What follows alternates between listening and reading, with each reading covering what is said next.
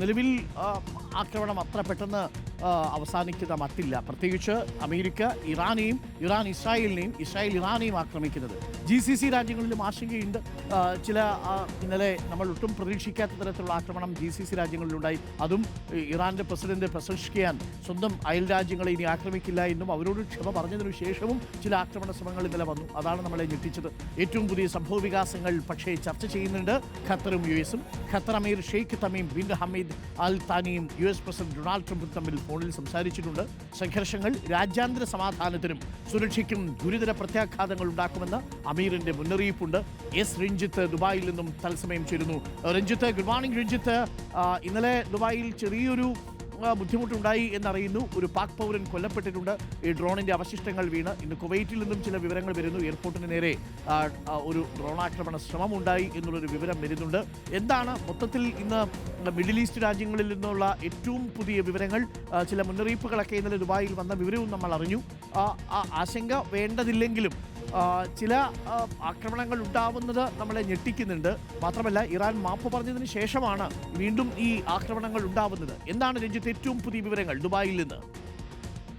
Good morning doctor Arunkumar. തീർച്ചയായും അരുൺകുമാർ സൂചിപ്പിച്ചതുപോലെ തന്നെ ഇപ്പോൾ അയൽ രാജ്യങ്ങൾക്കെതിരെ ഇനി ആക്രമണം ഉണ്ടാകില്ല എന്ന ഇറാൻ പ്രസിഡന്റിന്റെ പ്രസ്താവനയ്ക്ക് പിന്നാലെ വീണ്ടും GCC രാജ്യങ്ങൾക്കെതിരെ ആക്രമണം തുടരുകയാണ് ഇറാൻ എന്നതാണ് ഏറ്റവും ശ്രദ്ധേയമായ കാര്യം. ഇന്നലെ നമ്മൾ സൂചിപ്പിച്ചതുപോലെ തന്നെ ഇന്നലെ ദുബായിൽ UAE കേന്ദ്രമാക്കി പലതവണ ആക്രമണ ശ്രമമുണ്ടായി. അതിൽ ഒന്ന് ദുബായ് അൽബർഷയിലായിരുന്നു. ദുബായ് അൽബർഷയിൽ ഈ ശക്തമായ ആക്രമണം ഇറാന്റെ ഭാഗത്ത് നിന്നുണ്ടായി. ഈ ആക്രമണങ്ങളെ അതിശക്തമായി UAE പ്രതിരോധിച്ചു. പക്ഷേ ഈ ഡ്രോൺ പ്രതിരോധിച്ചപ്പോൾ അതിന്റെ അവശിഷ്ടങ്ങൾ ഒരു കാറിന് മുകളിൽ വീഴുകയും ഒരു പാകിസ്ഥാൻ സ്വദേശിക്ക് ജീവൻ നഷ്ടമാകുന്ന ഒരു സാഹചര്യവും ഉണ്ടായി.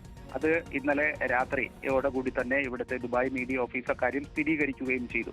മറ്റൊന്ന് ദുബായില് മറീനയിലാണ് മറ്റൊരു ആക്രമണം ഉണ്ടായത്. അവിടെയും ഈ ആക്രമണത്തെ പ്രതിരോധിക്കാൻ UAEക്ക് കഴിഞ്ഞു. പക്ഷേ അവിടെയും ഈ ഡ്രോണിന്റെ അവശിഷ്ടങ്ങൾ ഒരു കെട്ടിടത്തിൽ പതിച്ചതായി ദുബായ് മീഡിയ ഓഫീസ് ഔദ്യോഗികമായി അറിയിച്ചു. പക്ഷേ ആർക്കും ആളപായം ഉണ്ടായിട്ടില്ല എന്നാണ് അറിയിച്ചിരിക്കുന്നത്. അതിനുശേഷം ഇപ്പോൾ വരുന്ന ഒരു പ്രധാനപ്പെട്ട വാർത്തയാണ് കുവൈറ്റിൽ നിന്നാണ്.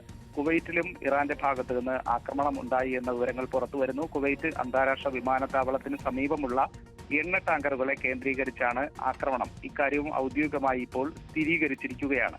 മറ്റൊന്ന് ഖത്തറിലും വിവിധ സ്ഥലങ്ങളിൽ ആക്രമണം ഉണ്ടായി എന്ന തരത്തിലുള്ള വിവരങ്ങൾ പുറത്തു വരികയാണ്. ഇത്തരത്തിൽ അയൽ രാജ്യങ്ങൾക്കെതിരെ ആക്രമണം നടത്തില്ല എന്ന് പറഞ്ഞതിന് ശേഷമാണ് ഇത്തരത്തിലുള്ള ആക്രമണങ്ങൾ ഇറാന്റെ ഭാഗത്ത് നിന്നുണ്ടായിരിക്കുന്നത്. ഇത്തരത്തിൽ ആക്രമണം തുടരുന്ന ഒരു സാഹചര്യത്തിൽ ഖത്തർ അമീർ Sheikh Tamim bin Hamad Al താനി US പ്രസിഡന്റ് ഡൊണാൾഡ് ട്രംപുമായി ഫോണിൽ സംസാരിച്ചു എന്ന വിവരമാണ് ഏറ്റവും ഒടുവിലായി പുറത്തു വരുന്നത്. ഇപ്പോൾ തുടർച്ചയായ ഒരു ആക്രമണം നടക്കുന്ന പശ്ചാത്തലത്തിലാണ് ഖത്തർ അമീർ US പ്രസിഡന്റുമായി സംസാരിച്ചത്. ഇപ്പോൾ നടക്കുന്ന ഈ സംഘർഷങ്ങൾ രാജ്യാന്തര സമാധാനത്തിനും സുരക്ഷയ്ക്കും ഗുരുതര പ്രത്യാഘാതങ്ങൾ ഉണ്ടാക്കുമെന്നാണ് അമീർ ട്രംപിനെ അറിയിച്ചിരിക്കുന്നത്.